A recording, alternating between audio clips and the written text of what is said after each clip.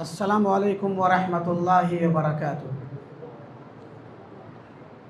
الحمد للہ نحمده ونستعینه ونستغفره ونعوذ باللہ من شرور انفسنا ومن سیئات اعمالنا، من يهده اللہ فلا مضل له ومن يضلل فلا هادی له،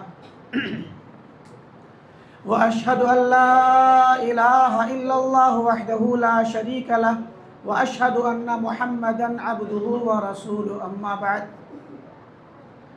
فإن خير الحديث كتاب الله وخير الهدي هدي محمد صلى الله عليه وسلم، وشر الأمور محدثاتها وكل محدثة بدعة وكل بدعة ضلالة وكل ضلالة في النار۔ اعوذ باللہ من الشیطان الرجیم، بسم اللہ الرحمن الرحیم۔ اليوم اکملت لکم دینکم واتممت علیکم نعمتی ورضیت لکم الاسلام دینا۔ وقال النبی صلی اللہ علیہ وسلم: ترکتکم علی المحجۃ البیضاء لیلها کنہارها لا یزیغ عنها الا ہالک۔ محترم صدر اجلاس، عقیدہ و منہج کے تحفظ کے لیے یہ عظیم الشان کانفرنس منعقد کرنے والے منتظمین، علاقائی، مقامی اور ضلعی جمعیت کلیان کے ذمہ داران، علماء کرام، سامعین و سامعات اور عزیز بچوں،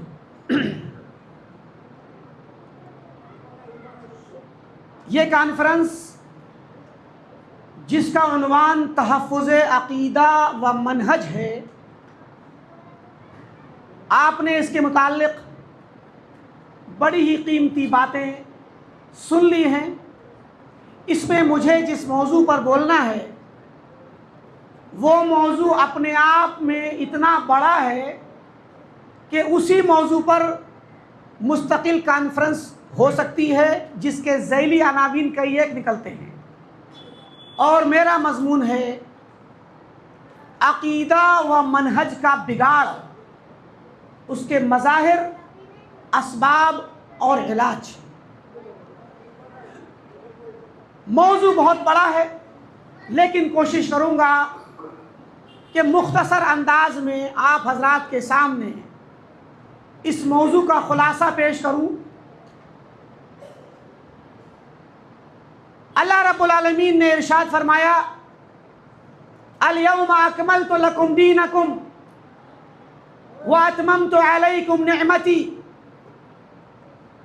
ورضیت لکم الاسلام دینا۔ حجۃ الوداع کے اندر جب پیارے نبی محمد عربی صلی اللہ علیہ وسلم اپنے تمام صحابہ کے ساتھ موجود تھے، اس وقت یہ آیت نازل ہوئی جس میں اعلان کیا گیا کہ آج تمہارے دین کو مکمل کر دیا گیا، تمہارے اوپر جو نعمت رسول کو بھیج کر اور قرآن نازل کر کے رسول کی تعلیمات کے ذریعے جو نعمت تمہیں عطا کی گئی تھی، وہ نعمت تمام ہو گئی، اور یہ نعمت جس دین کی شکل میں تھی وہ دین اسلام، اس کو اللہ تعالیٰ نے تمہارے لیے چن لیا اور راضی ہو گیا۔ خلاصہ یہ نکلا کہ دین اسلام کو دے کر کے اللہ تعالیٰ نے اپنے آخری نبی کو بھیجا، اور اس دین کی تبلیغ نبی صلی اللہ علیہ وسلم نے لوگوں کے درمیان کی، اور حجۃ الوداع کے اندر یہ اعلان کر دیا کہ دین مکمل ہو گیا۔ اور اسی کو عملی طور پر پیارے نبی صلی اللہ علیہ وسلم نے صحابہ سے باقاعدہ اقرار کروایا، گواہی لی اور پوچھا ایھا الناس ماذا انتم قائلون، اے لوگو بتاؤ اگر کل قیامت کے دن تم سے اللہ پوچھے تو کیا کہو گے؟ الا هل بلغت، کیا میں نے تم تک دین کو پہنچایا کہ نہیں؟ تو صحابہ نے کہا ہم گواہی دیتے ہیں کہ آپ نے دین کو پورا کا پورا پہنچا دیا، قد بلغت الامانہ، آپ نے امانت کو پہنچا دیا، رسالت کو پہنچا دیا، امانت کا حق ادا کر دیا، ونصحت الامہ، اور پوری امت کی آپ نے مکمل طور پر خیر خواہی کر دی۔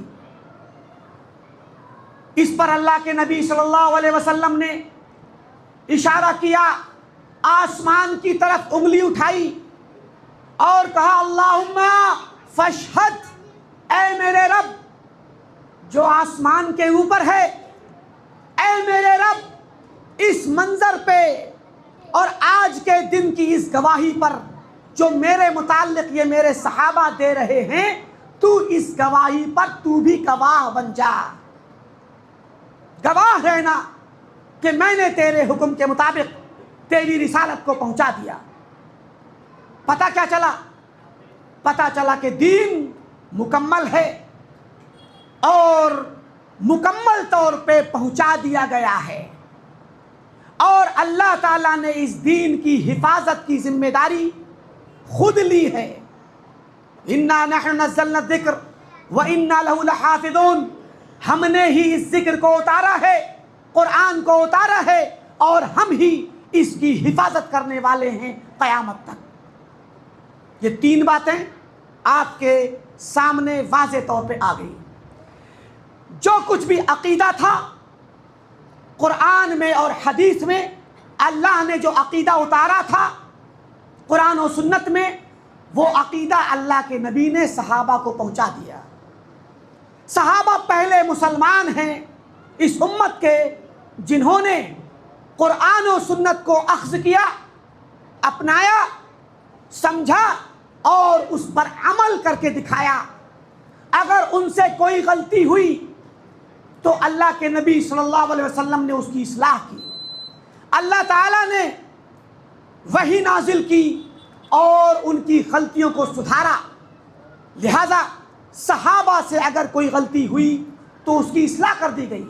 صحابہ کو کچھ سمجھ میں نہیں آیا تو دوڑے دوڑے آئے اور اللہ کے نبی سے پوچھ لیا کہ یا رسول اللہ اس لفظ کی کیا مراد ہے، اس کا کیا مفہوم ہے، اور صحابہ نے پورے طور پر اس کو سمجھ کر کے اپنی زندگی میں نافذ کیا۔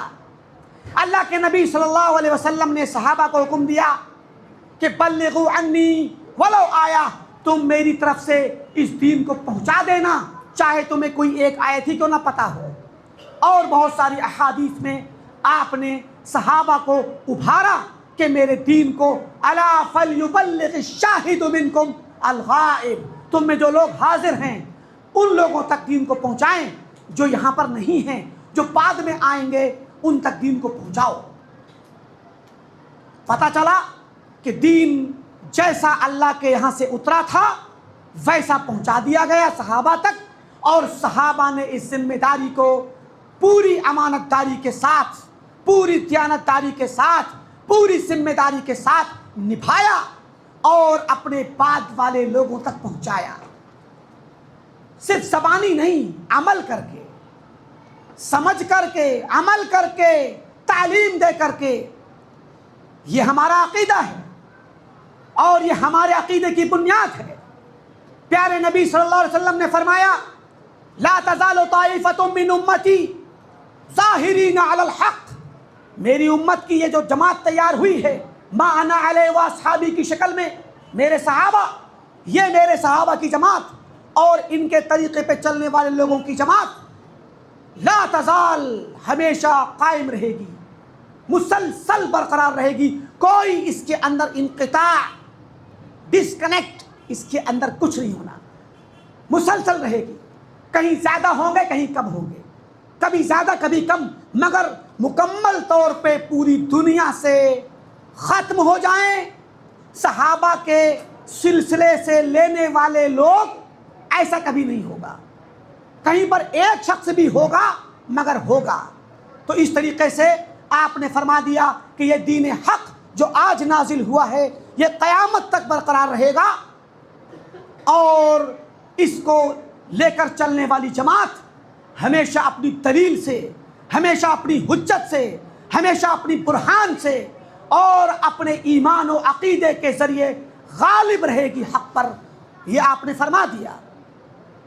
اس کے ساتھ اللہ کے نبی نے فرمایا کہ جہاں میری امت کی ایک جماعت ہمیشہ حق پر رہے گی، وہیں میری امت کے اندر انتشار بھی ہوگا، اختلاف بھی ہوگا، فرقے بنیں گے، الگ الگ جتھے بنیں گے، گروہ بنیں گے، اور لوگ اپنا اپنا دین لے کر کے الگ ہو جائیں گے اور اس دین کو 72 اور 73 فرقوں میں بانٹ دیں گے، یہ بھی فرما دیا۔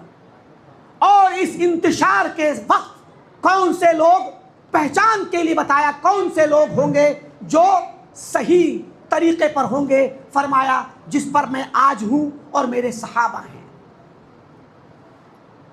یہی ہوا، امت کے اندر اتفاق رہا ایک وقت تک، صحابہ کے زمانے میں اتفاق رہا، صحابہ کے دور میں ابتدا میں، ابو بکر رضی اللہ تعالیٰ عنہ کے زمانے میں چھوٹے چھوٹے اختلافات ہوئے، ختم ہو گئے، اور اس کے بعد عمر بن خطاب رضی اللہ عنہ کے زمانے میں امت متحد رہی، کوئی عقیدے کا بگاڑ نہیں آیا، لیکن دھیرے دھیرے امت کا وقت آگے بڑھتا گیا اور اسلام آگے پھیلتا گیا، نئے نئے علاقوں میں اسلام پھیلا، فارس کی، ایران کی ساسانی حکومت، قیصر و کسریٰ کی حکومتیں تباہ ہوئیں، اور ان کے نتیجے میں اس اسلام کے اندر باہر کے لوگ داخل ہونا شروع ہوئے۔ جب باہر کے لوگ داخل ہونا شروع ہوئے تو ان قوموں کے جو باطل عقائد پہلے سے تھے، ان باطل عقائد کا اثر اب اسلام میں آنا شروع ہوا، اور ساتھ ہی ساتھ وقت گزرتے گزرتے دیگر قوموں کے فلسفے، دیگر قوموں کے نظریات جب اسلام میں آئے تو پھر اسلام کے اندر بدعتیں شروع ہو گئیں، اور اس طریقے سے بدعتیں اور شرکیات اور کفریات پھیلنا شروع ہوئیں۔ صحابہ کرام نے ان کا دفاع کیا، ان کے خلاف کھڑے ہوئے، اسلام کا دفاع کیا اور ان پر تردید کی۔ آپ نے پہلی تقریر میں سنا کہ حضرت ابن عمر رضی اللہ تعالیٰ عنہما کے پاس بصرہ سے کچھ لوگ پہنچے اور انہوں نے کہا کہ اے یا ابا عبد الرحمن، ہمارے یہاں پر قد ظہر قبلنا اناس، ہمارے یہاں کچھ لوگ ظاہر ہوئے ہیں جو تقدیر کا انکار کرتے ہیں، بہرکیف تو ابن عمر رضی اللہ تعالیٰ عنہما نے ان سے برات کا اظہار کیا اور کہا جا کے بتا دینا کہ میں ان سے بری، وہ مجھ سے بری، اور جب تک کہ تقدیر پر ایمان نہ لائیں تب تک ان کا کوئی بھی عمل قبول نہیں ہوگا۔ مراد یہ ہے کہ دین کے اندر بگاڑ شروع ہو گیا، عقیدے کا بگاڑ ہو گیا اور منہج کا بگاڑ پیدا ہو گیا، لیکن صحابہ کرام نے ان بدعتیوں کے خلاف جنگ چھیڑی، تابعین نے ان بدعتیوں کے خلاف محاذ کھڑا کیا اور امت کو بتلایا کہ کیسے کر کے ان بدعتیوں کا اور بدعتوں کا سامنا کرنا ہے۔ المہم عقیدے کے اندر بگاڑ پیدا ہوا۔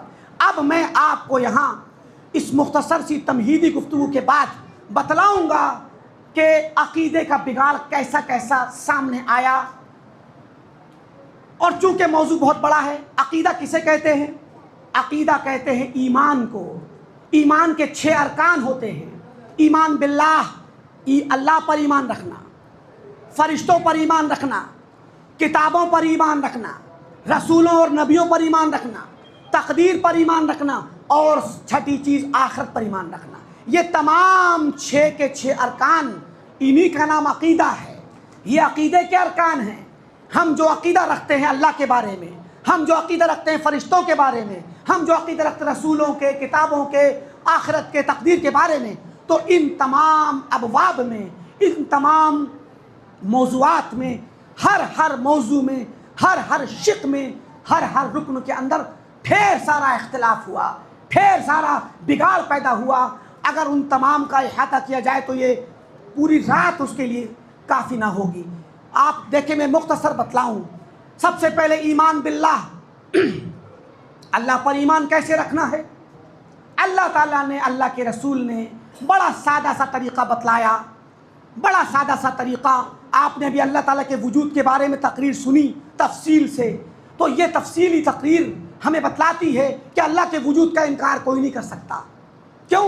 کیونکہ اللہ تعالیٰ کا وجود ہر انسان فطری طور پہ، فطرت پہ جانتا ہے اللہ کو۔ تو اسی لیے قرآن کا طریقہ کیا ہے، سنت کا طریقہ کیا ہے کہ اللہ تعالیٰ کے وجود کے بارے میں بہت زیادہ بحث نہیں کی جاتی۔ سورۃ الفاتحہ شروع ہوتی ہے، سورۃ الفاتحہ میں آپ پڑھتے الحمدللہ رب العالمین، ہر قسم کی تعریف اللہ کے لیے ہے جو رب العالمین ہے، سارے کائنات کا رب کائنات ہے، سب کا پیدا کرنے والا، کھلانے والا، جلانے والا اور روزی روٹی دینے والا، سب کی دیکھ ریکھ کرنے والا ہے۔ یہاں پر آپ نے جو مین چیز سمجھی اس آیت میں وہ یہ کہ اللہ کے لیے ہر قسم کی تعریف ہونی چاہیے۔ گویا اللہ پہلے سے معلوم ہے، اس کا حق ہے کہ اس کی تعریف کی جائے، اور تعریف ایک عبادت ہے تو اللہ کی عبادت کی جائے۔ قرآن کا طریقہ سیدھا سیدھا کہ اللہ تعالیٰ کے بارے میں ڈائریکٹ اس کے حقوق بتلائے جائیں، یہ قرآن کا طریقہ ہے۔ اللہ کے نبی صلی اللہ علیہ وسلم نے آ کر کے صحابہ کرام کو جب وہ اسلام کی دعوت دی، جب وہ صحابہ نہیں تھے، عام لوگ تھے، تو کیا کہا؟ قولوا لا الہ الا اللہ، لا الہ الا اللہ کہہ دو تفلحوا، تم کامیاب ہو جاؤ گے۔ ذرا سی بات ہی تو ہے، لیکن لوگوں نے، مکہ والوں نے یہ بات کہنے کے لیے رضامندی کا اظہار نہیں کیا۔ کچھ لوگ راضی ہوئے، کچھ لوگ دھیرے دھیرے اسلام میں آئے۔ تو کیا مطلب تھا لا الہ الا اللہ کہہ دو، زبان سے پڑھ دو بس؟ ہماری طرح ہم نے ہزاروں نہیں لاکھوں مرتبہ پڑھا ہوگا، لیکن آج تک ہمیں لا الہ الا اللہ کا معنی ٹھیک سے نہیں پتا کہ مطلب کیا ہے اس کا۔ تو صحابہ نے یا ان لوگوں نے جو مکہ کے تھے اور پہلے مخاطب تھے، انہیں پتا تھا کہ لا الہ الا اللہ کا مطلب کیا ہے۔ ہم اگر کہہ دیں گے تو ہمیں اس کا ضروری طور پر التزام کرنا ہوگا، ہمیں ضروری طور پر اس کو نبھانا ہوگا۔ تو کیا کہا انہوں نے؟ اجعل الآلہۃ الہا واحدا، اتنے معبود مکہ میں اور کعبہ کے ارد گرد رکھے تھے 365 یا 360، تو یہ ان معبودوں کو سب کو ختم کر دیا اور کہا کہ ایک معبود کو مانو، ایک کی عبادت کرو۔ ان ھذا لشیء عجاب، یہ تو بڑی تعجب خیز چیز ہے۔ مکہ والوں نے سیدھے سیدھے کیا سمجھا کہ لا الہ کا مطلب ہے، لا الہ الا اللہ کا، کہ جتنے بھی غیر اللہ ہیں، جتنے بھی معبود ہیں، چاہے وہ کسی چیز کے ہوں، پتھر کے ہوں، درختوں کے ہوں، جمادات کے ہوں، نباتات کے ہوں، مٹی کے ہوں، یا آٹے اور ستو کے ہوں، کھجوروں کے ہوں، بناتے تھے وہ لوگ۔ کھجوروں کا بت بنا لیا، پوجتے رہتے تھے، جب گھر میں کھانا ختم ہو گیا تو اسی بت کو توڑ کے کھا جاتے تھے۔ یہ تو طریقہ تھا ان کا۔ تو کسی بھی چیز کے وہ بت ہوں، حتیٰ کہ نیک اور صالحین کے نام پر بنائے گئے تصویروں کے ذریعے بت ہوں، وہ سمجھ گئے کہ لا الہ الا اللہ کا مطلب ہے کہ ان تمام کو چھوڑ دو اور تنہا اللہ تعالیٰ کے سامنے جھک جاؤ۔ اسی لیے انہوں نے نہیں قبول کیا۔ مگر کیا ہوا؟ لا الہ الا اللہ کے متعلق انحراف شروع ہوا، اس امت کے اندر بگاڑ شروع ہوا کہ لا الہ الا اللہ کا معنی ہی بدل دیا گیا۔ معنی بدل دیا۔ کس نے بدلا؟ متکلمین نے۔ کون ہے متکلمین؟ کہنا پڑے گا، معاف کیجئے گا، ہمارے ارد گرد، ہمارے درمیان میں جو لوگ دیوبند اور بریلی سے منسلک ہیں، ان کے آباء و اجداد نے کیا، ان کے علماء نے کیا، اہل کلام نے کیا، متکلمین نے کیا، اور کیا معنی پیدا کیا کہ لا الہ، الہ کا معنی خالق، خالق پیدا کرنے والا۔ یعنی لا الہ الا اللہ کا مطلب ہوا کہ اللہ کے سوا کوئی بھی اس کائنات کو پیدا کرنے والا نہیں۔ لا خالق الا اللہ، اللہ کے سوا کوئی بھی خالق نہیں۔ اب اللہ کے سوا کوئی خالق نہیں، یہ مطلب اگر ہوتا، اگر یہی مراد ہوتی، تو اللہ کی قسم مکہ والے کبھی بھی اللہ کے نبی صلی اللہ علیہ وسلم سے دشمنی نہ کرتے، کبھی بھی آپ کو نہ ستاتے، کبھی بھی آپ کو مکہ سے نہ نکالتے۔ کیوں؟ کیونکہ اللہ تعالیٰ فرماتا ہے قرآن میں وَلَئِن سَأَلْتَهُمْ مَنْ خَلَقَ السَّمَاوَاتِ وَالْأَرْضِ لَيَقُولُنَّ اللَّهُ. اللہ کہتا ہے، اللہ فرماتا ہے اے نبی جا کے پوچھئے ان سے، مکہ والوں سے پوچھئے، سوال کیجئے، من خلق السماوات والارض، اس آسمان زمین کو کس نے پیدا کیا ہے؟ پوچھئے سوال. لَيَقُولُنَّ، تو ضرور وہ کہیں گے اللہ نے پیدا کیا ہے. لیجئے، مکہ والے تو مانتے تھے اس بات کو کہ آسمان و زمین کا خالق اللہ ہے. اللہ نے مزید فرمایا وَلَئِن سَأَلْتَهُمْ مَنْ خَلَقَهُمْ، اگر آپ پوچھیں کہ تمہیں کس نے پیدا کیا، لَيَقُولُنَّ اللَّهُ، تو کہیں گے اللہ نے پیدا کیا. تو اب بتائیے، آپ خود سوچئے کہ اگر لا الہ الا اللہ کا معنی اور مطلب یہ ہوتا کہ لوگوں یہ کہہ دو کہ اللہ کے سوا کوئی خالق اور پیدا کرنے والا نہیں، تو کیا مکہ والے اعتراض کرتے؟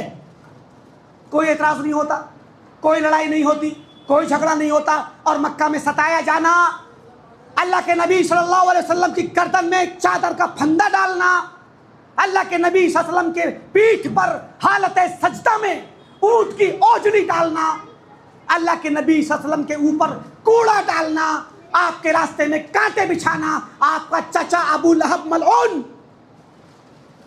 آپ چاہتے تھے دعوت دینے کے لیے اور پیچھے سے پتھر مارتا تھا، اللہ کے نبی کے سر پہ پڑتا، آپ کے پیروں پہ پڑتا اور اعلان کرتا تھا اے لوگوں سن لو، یہ پاگل ہو گیا ہے، اس کی بات مت ماننا.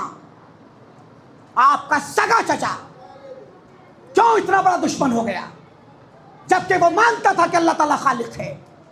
سوال کا جواب دے اہل دیوبند، اہل بریلی جواب دیں، ان کے علماء جواب دیں، امام رازی جواب دیں، امام غزالی جواب دیں، امام الحرمین جواب دیں.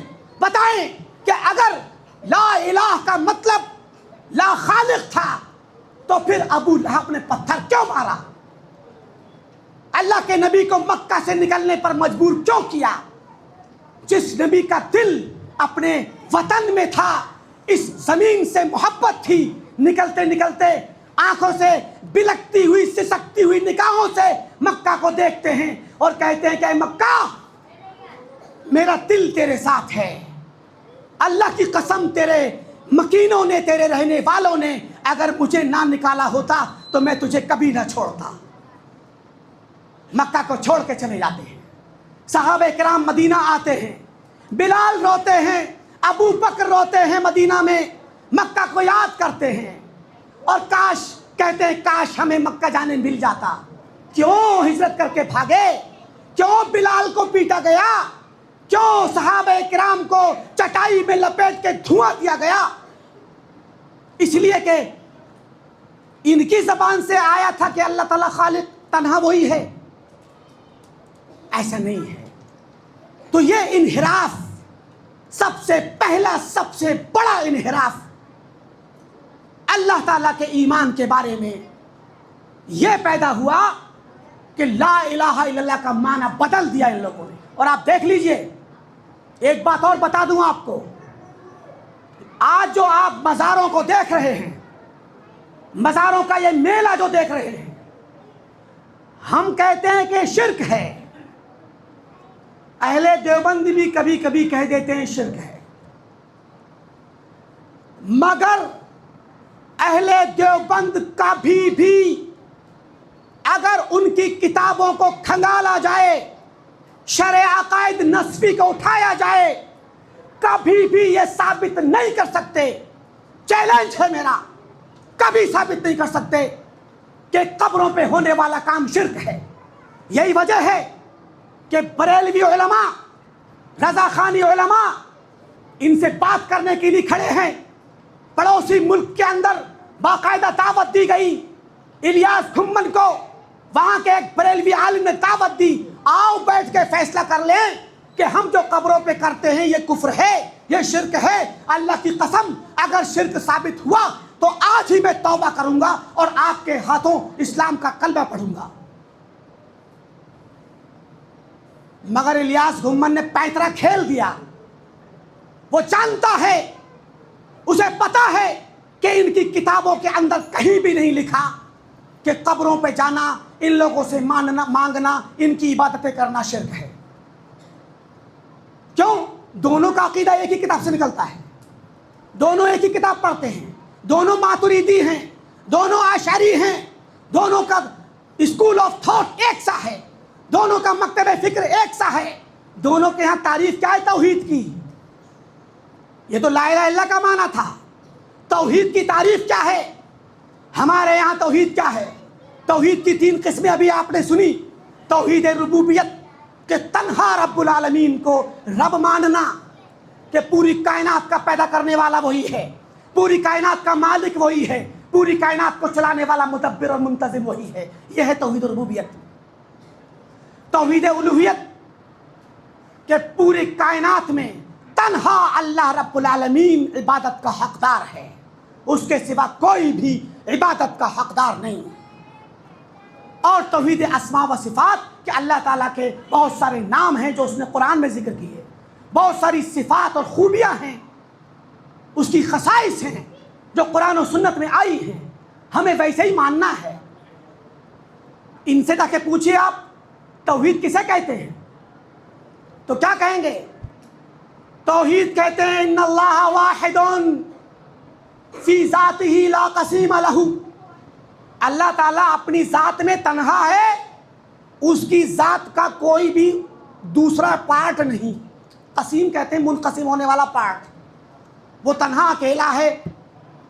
چلیے، ان اللہ واحد فی صفاتہ لا مثیل لہ، اللہ تعالیٰ اپنی صفات میں تنہا ہے، اس کا کوئی ہم مثل نہیں۔ ان اللہ واحد فی افعالہ لا شریک لہ، اللہ تعالیٰ اپنے افعال میں تنہا ہے، اس کا کوئی شریک نہیں۔ یہ ہے توحید اہل دیوبند کی، اہل بریلی کی۔ میں توجہ چاہوں گا، بہت ہی باریک بات ہے، سمجھنے کی ضرورت ہے۔ آج جتنا بگاڑ آپ کو توحید میں دکھتا ہے، سارے بگاڑ کی جڑ اور اصلی وجہ یہ توحید کی تعریف اور لا الہ الا اللہ کا میننگ ہے۔ کہا اللہ تعالیٰ ایک ہے، اس کے ساتھ کوئی دوسرا جز اور پارٹ نہیں۔ کیا مطلب؟ یہ عقیدہ ہوا، ہمارا عقیدہ ان کا عقیدہ، ٹھیک۔ اللہ تعالیٰ اپنی صفات میں ایک ہے، اس کے جیسا کوئی اور نہیں، یہ بات بھی وہی ہے تقریباً۔ پہلی بات تھی ذات کی کہ اس جیسی ذات ایک اور نہیں، اور دوسری بات ہے کہ کسی میں بھی اس جیسی صفات نہیں، اور تیسری بات اللہ تعالیٰ اپنے افعال میں تنہا ہے، اس کے جیسا فعل کرنے والا کوئی اور شریک نہیں۔ عمل کہاں گیا؟ توحید عبادت کہاں گئی؟ یہ ٹوٹل کی ٹوٹل توحید ربوبیت اور اسماء و صفات ہے، بس ہے۔ توحید عبادت ختم۔ جن لوگوں کی توحید میں توحید عبادت نہیں، توحید عبادت ان کے توحید کے کانسیپٹ میں ہے ہی نہیں، تو جو انسان توحید عبادت میں غلطی کرے گا تو کیا یہ اسے توحید کے مخالف مانیں گے؟ کبھی نہیں مانیں گے۔ جب توحید کے معنی میں عبادت کا مفہوم ہی نہیں ہے تو عبادت کسی کی بھی کر لو، توحید خراب کبھی نہیں ہوگی، اور جب توحید خراب نہیں ہوگی تو پھر بندہ مشرک بھی نہیں ہوگا۔ تو پتہ کیا چلا؟ جتنا یہ قبروں پہ شرک ہو رہا ہے، جتنا یہ خیر اللہ سے مانگا جا رہا ہے، یہ دیوبند والوں کے یہاں شرک نہیں ہے۔ کیوں؟ یہ عمل ہے بندے کا۔ اور کیا کہتے ہیں؟ ارے بھائی شرک تب ہوگا جب ہم قبر والے کو اللہ تعالیٰ کی طرح سے مانیں کہ اللہ کی طرح وہ بھی تصرف کرتا ہے، وہ بھی مالک ہے، لیکن خالی سجدہ کر لیں، خالی رکوع کر لیں، تعظیم سے کھڑے ہو جائیں، تھوڑا گھوم لیں، چادر چڑھا دیں، ذبح کر کے نذر کر دیں، اس سے شرک نہیں ہوتا۔ شرک تب ہوگا جب اللہ کی طرح اس کو مانیں گے، دماغ میں یا دل میں، تو عقیدے میں مانیں گے تب شرک ہوگا، عمل سے شرک نہیں ہوگا۔ میرے دوستو، پورے بگاڑ کی جڑ، پوری بربادی کی جڑ یہ توحید کا معنی بدل دیا گیا۔ یہی منہج ہے منہج کی خرابی ہے، توحید کو سمجھنے کا منہج۔ تو یہ مشکل یہی بات ہے کہ وقت ہمارے پاس بڑا تنگ ہے، اور بھی خطبہ موجود ہیں، موضوع آپ نے اتنا بڑا دیا ہے کہ اس کی ایک ہی شق کا احاطہ کرنا ناممکن ہے، لہٰذا تھوڑا سا میں مختصر طریقے سے کچھ باتیں بتلا دوں۔ تو پہلی چیز یہ ہے کہ توحید کے معنی میں انحراف، اور اس کے نتیجے میں اللہ تعالیٰ کی صفات کا بھی انکار کیا گیا۔ میں ان باتوں کو تفصیل سے بیان نہیں کروں گا۔ آئیے توحید کے علاوہ ایمان بالملائکہ میں آ جائیے۔ فرشتوں کے متعلق ہمارے ملک کے اندر بھی ایسے لوگ پیدا ہوئے جنہوں نے فرشتوں کا انکار کیا۔ سر سید احمد خان، انہوں نے فرشتوں کا انکار کیا، لہٰذا یہ فرشتوں پر ایمان لانے کا اور نہ لانے کا بگاڑ ہے، ایمان بالملائکہ کا بگاڑ ہے۔ کیوں انکار کیا؟ کیونکہ وہ نیچر کے قائل تھے، سائنس کے قائل تھے۔ سائنٹیفک طریقے سے جو انسان بھی عقیدے کو اور اسلام کو ناپے گا اور تولے گا اور سمجھے گا، ظاہر ہے کہ سائنس تو میٹیریل اور مادے کو مانتی ہے، تو جو چیز مادی نہیں ہوگی، محسوس نہیں ہوگی، آنکھوں سے نہیں دکھے گی، محسوس نہیں کی جائے گی، اس کو سائنس نہیں مانے گی۔ تو فرشتے تو دکھتے نہیں ہیں، لہذا فرشتوں کا انکار کر دیا۔ اچھا، فرشتوں کے بعد کتابوں پر ایمان کے معاملے میں کتنا انحراف ہوا؟ کتابوں پر ایمان کے معاملے میں سب سے پہلا انحراف قرآن کریم کے متعلق ہوا کہ قرآن کریم یہ اللہ کا کلام ہے کہ نہیں، یہ قرآن رکھا ہوا ہے۔ اللہ کی قسم، یہ وقت اگر میرے پاس ہوتا تو میں بتلاتا، اور یہ دعویٰ کرتا ہوں، یاد رکھیے گا اس کو، یہ دعویٰ بغیر دلیل کے نہیں ہے۔ اہل دیوبند کے اور بریلی کے عقیدے میں، اہل بریلی اور اہل دیوبند یعنی ماتریدی عقیدے میں یہ جو قرآن رکھا ہے یہاں پر، یہ قرآن اللہ کا کلام نہیں ہے۔ کہتے ہیں اللہ کے کلام کی حکایت ہے، اللہ کے کلام کی عبارت ہے، تعبیر ہے، اصلی کلام تو اللہ تعالیٰ کے نفس میں ہے۔ بات سمجھ آئی کہ نہیں آئی؟ یہ بات بہت باریک ہے، تفصیل طلب ہے، لہٰذا کہنے کا مقصد یہ ہے کہ ایمان بالکتب کے معاملے میں کتابوں پر ایمان کیسے لایا جائے گا، تو قرآن پر ایمان کیسے لایا جائے گا؟ ہمارا ایمان یہ ہے کہ یہ جو قرآن رکھا ہے، یہ ہمیں یاد ہے اس قرآن کا ایک ایک حرف اللہ کا ہے، اور دیوبندی کہتے ہیں کہ اللہ کے کلام میں حرف نہیں ہوتا، یہ حرف اللہ کے نہیں، یا تو جبریل امین کے یا اللہ کے نبی کے ہیں، تو پھر اللہ کے نہیں ہوئے نا، تو یہ پھر کلام اللہ کا کہاں ہوگا؟ اور یہ حرفوں کے اندر پائے جانے والا میننگ بھی اللہ کا نہیں ہے، اس کے میننگ کی طرف سے ایک ترجمانی کی گئی ہے، لہذا اس بات کو سمجھیے، بڑا خطرناک عقیدہ ہے۔ تو ایمان بالکتب کے اندر بھی خلل پایا گیا، اور ایمان بالقدر، تقدیر کے مسئلے میں بھی خلل پایا جاتا ہے بہت زیادہ۔ تقدیر کو لوگوں نے پرانے وقتوں میں بھی انکار کیا، بعض لوگوں نے تقدیر کا انکار کیا، بعض نے کہا کہ نہیں سب کچھ تقدیر ہے، ہم کچھ نہیں کرتے۔ یہ پرانے عقیدے تھے، آج بھی موجود ہیں، بعض لوگ اس طرح کی باتیں کرتے ہیں۔ اور مولانا مودودی نے کیا کہا؟ مولانا مودودی نے کہا کہ تقدیر پر ایمان یہ ایمان کا جز نہیں ہے، تقدیر کا مسئلہ تقدیر یہ ایمان کا جز نہیں ہے۔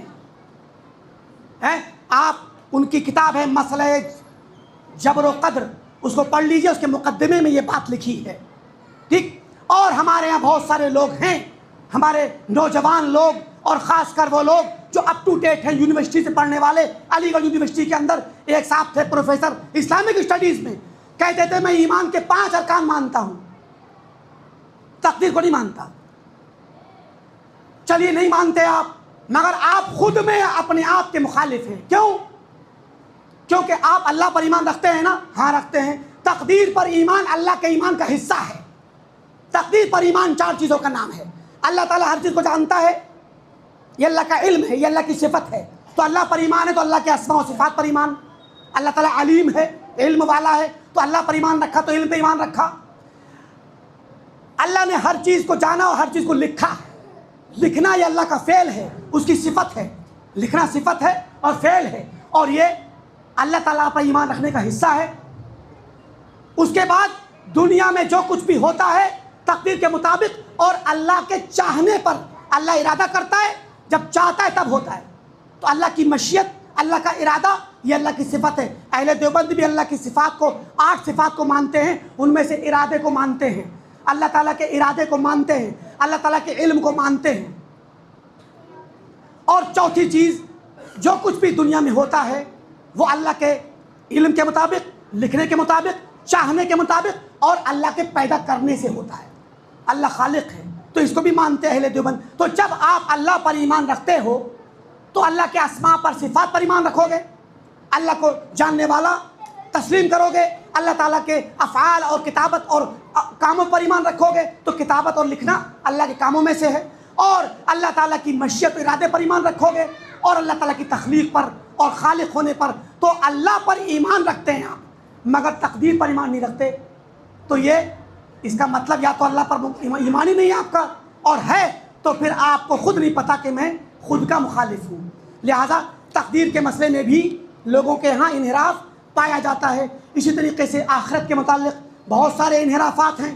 آخرت کے متعلق آج کے دور میں کتنے لوگ ہیں ہمارے درمیان جو عذاب قبر کے متعلق شکوک و شبہات پیدا کرتے ہیں۔ جماعت اسلامی نے عذاب قبر کو صرف خواب کی طرح سے تفسیر کر دیا کہ جیسے خواب ہے ویسے عذاب قبر ہے۔ اس کا تعلق روح سے، خالص روح سے ہے، جسم سے نہیں۔ یہ بات غلط ہے۔ عذاب قبر اصل میں روح کے ساتھ ہے اور جسم کے ساتھ بھی ہے۔ جب تک جسم ہے اس جسم کے ساتھ، اور جب جسم گل کے سڑ کے مٹی بن جاتا ہے تو وہ مٹی جو اس کے جسم سے چینج ہو کر کے مٹی بن گئی وہ بھی اس کا جسم ہے، بس وہ ٹرانسفارم ہو گیا، شکل بدل گئی، ورنہ اس کی روح کو عذاب ہوتا ہے، اور وہ مٹی جو اس کے جسم سے چینج ہو کر مٹی بنی ہے وہ بھی اس کا جسم ہے، قیامت تک اس کو بھی اس کی روح کا اس سے تعلق ہے۔ یہ ہمارا عقیدہ ہے۔ تو یہ ہو گئے اللہ تعالیٰ کے متعلق اور آخرت کے متعلق یہ انحرافات۔ اس کی وجہ کیا ہے مختصر سے بتلا دوں، موضوع بہت بڑا ہے لیکن تھوڑی سی اجازت چاہوں گا، 2-4 منٹ میں بتا دیتا ہوں۔ سب سے پہلی وجہ کتاب و سنت کو چھوڑنا، کتاب و سنت سے دوری۔ دوسری وجہ صحابہ کے، سلف کے طریقے کو چھوڑ دینا اور ان سے علیحدہ ہو کر کے اپنا مستقل منہج بنا لینا۔ تیسری وجہ اپنے علماء کی تقلید اور اپنے بڑے اماموں کی تقلید اور کتاب و سنت کو چھوڑ کر کے اماموں کی بات ماننا۔ اس کے بعد عقل کو سب کچھ ماننا، علم کلام کو حجت ماننا۔ علم کلام کے نتیجے میں یہ خرابیاں پیدا ہوئیں۔ خواہشات کی پیروی، اتباع ہوائے نفس کی پیروی، جو دل میں آتا ہے، جو اچھا لگے گا وہ مانیں گے۔ اسی طریقے سے ضعیف اور موضوع روایات کو ماننا، یہ سب بہت سارے اس کے اندر اسباب ہیں۔ علاج کیا ہو سکتا ہے؟ انہی اسباب کے خلاف آپ بات کریں تو علاج ہوگا۔ سب سے پہلا علاج کتاب و سنت کو مضبوطی سے پکڑنا، اور دوسرا علاج سلف صالحین کے منہج پر قائم رہنا، اور اس کے لیے جیسا کہ حضرت امام مالک نے کہا لن يصلح آخر هذه الامه الا بما صلح به اولها، اس امت کے بعد میں آنے والے لوگ کبھی بھی ہرگز صالح نہیں ہو سکتے، سدھر نہیں سکتے، اچھے سدھر کر کے صحیح راستے پر نہیں آ سکتے جب تک کہ وہ پلٹ کر کے اس جگہ نہ پہنچ جائیں جہاں پر پہلے لوگ تھے۔ یعنی اس امت کے پہلے لوگ صحابہ کرام جس طریقے پر تھے، جب تک وہاں پلٹ کے نہیں جائیں گے تب تک کہ اس امت کی اصلاح نہیں ہوگی۔ اور نصوص کتاب و سنت کو پورے طور پر تسلیم کرنا، تاکہ جو کچھ بھی کتاب و سنت میں ہے اس کو ویسے ہی مانا جائے اور اس کے سامنے سر تسلیم خم کیا جائے، اپنی عقلوں سے، اپنی خواہشات سے اس کی تعویل نہ کی جائے۔ موضوع کا ایک بڑا حصہ، دوسرا حصہ منہجی خلل، یہ رہ گیا، کوئی بات نہیں، آگے انشاءاللہ کوشش کی جائے گی۔ کبھی اللہ نے موقع دیا تو ہم یا دوسرے علماء بیان کریں گے، اور بیان کرتے رہتے ہیں۔ آج بھی بہت سی باتیں آ گئی منہجی خلل کے متعلق، منہجی بگاڑ کے متعلق۔ اللہ رب العالمین سے دعا ہے کہ اللہ تعالی ہم تمام کو کتاب و سنت پر قائم و دائم رکھے اور صحابہ کے، سلف کے طریقے پر قائم رکھے۔ جب تک اس دنیا میں رہیں کتاب و سنت پر قائم رہیں، چاہے ہمارا خاتمہ ہو تو توحید و سنت پر ہو۔ وآخر دعوانا الحمدللہ رب العالمین، والسلام علیکم ورحمۃ اللہ وبرکاتہ۔